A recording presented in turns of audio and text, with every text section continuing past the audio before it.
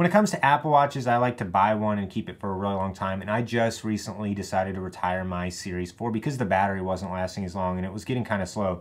So I picked up the new Apple Watch Series 10 46mm, and the upgrade has been huge. There's so many features with the Apple Watch Series 10. They decided not to change the design all that much. They just really refined the existing design. And in this video, we're not going to get into all the individual features because there's honestly too much to talk about with this watch. But I wanted to mention a few subtle improvements Apple has made with the Series 10 and why I think that makes it a really great buy. So the first thing that I really appreciate, and I know this is old news, but the always-on display looks sick, and they've also made it thinner and wider than ever before too. So you get better visibility even when you're looking at it off axis. So that's really nice that you're able to see the watch regardless of the angle you're holding your wrist. I also really love the new ink band on it. It looks great, and you forget just how soft and nice having the new watch bands are. Also, the 46mm display is fantastic for doing anything on the watch because it gives you just a little bit more screen real estate to help you do all the different tasks that you want to do.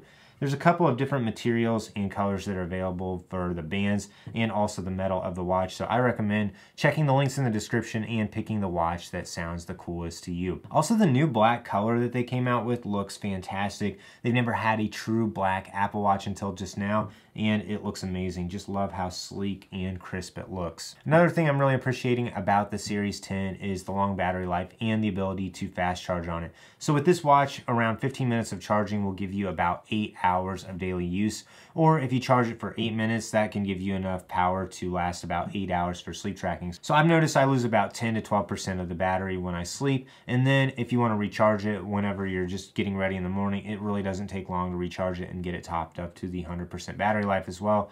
And I typically put the watch on the charger a little bit before I get ready to go to bed. That does a great job at getting this topped off. The other day I started using it at 4 a.m. and I quit using it at 8 p.m. and I still had about 40% of battery life. So the battery life on this watch is fantastic. Another thing they really improved with this watch is the built-in microphone, and it also has a way better speaker than before. So you can finally actually hear someone on the phone, and the built-in mics do a great job at isolating the sound of your voice over other background noise that's going on. So let's do a quick audio test. This is a quick audio recording test of the new Apple Watch Series 10 microphone. Check 1, 2, testing the microphone.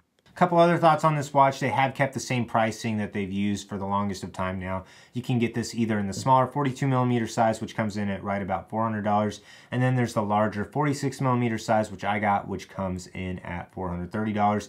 And if you get the better materials on it, that will significantly increase the price of it. I typically just go for the cheaper model. You can also get a cellular version as well, so you can use it even without a phone. I always have my phone on me, so I opted just to get the standard version.